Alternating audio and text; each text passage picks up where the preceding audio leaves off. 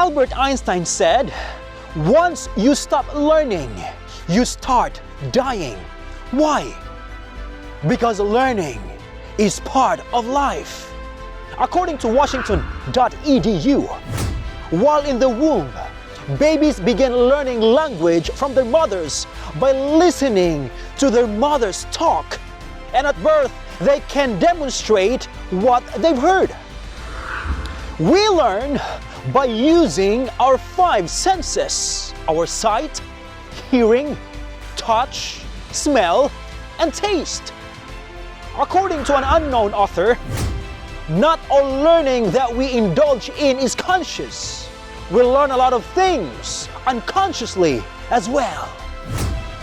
So be careful what you look at, listen to, and spend your time with.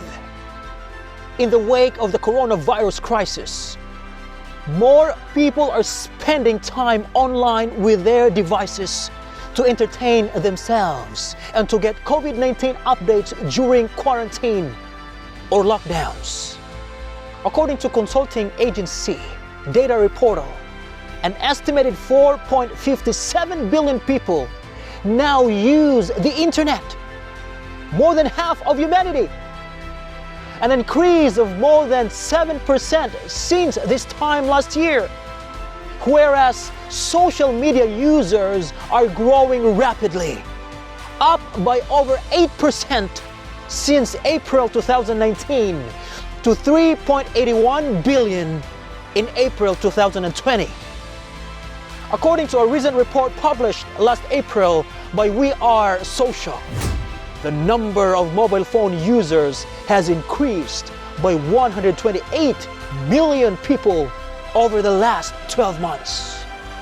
Now, I am not saying that it is entirely bad news, because during the pandemic, the social media and the internet have been proven that they are powerful and helpful tools for learning on the part of the students studying online.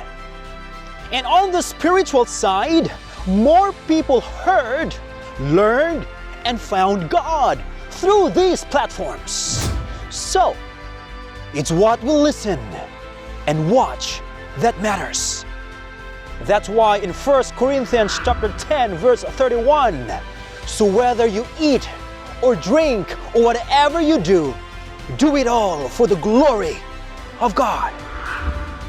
So before you visit an internet site and use the social media, ask yourselves first, does this give glory to our God? And does it please Him? As Christians, we don't use the social media to impress people, but rather, we use it to inspire. Max Anders said, we inevitably become what we let into our minds, and what we think about, we become what we behold. Each time we think about a thought, it travels along a specific pathway in the brain. The more often it travels the same pathway, the more it will affect how we think, how we feel, and how we behave.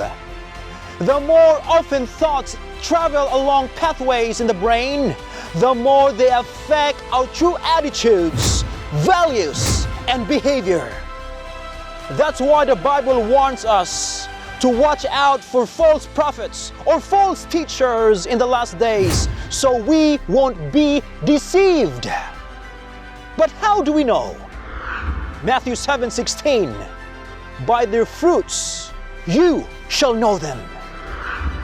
So Jesus is heartily inviting us in Matthew 11:29, take my yoke upon you and learn from me.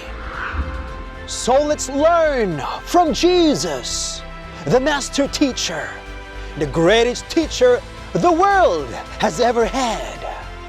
Spend more time with Him, because the more we spend time with Him, the more we learn of Him, and the more we become like Him. Because by constant beholding, we become changed. This is Dalfred, reminding you to take the Bible as your weapon of choice and keep the faith. And if God is with us, who can be against us? This is Take the Talk.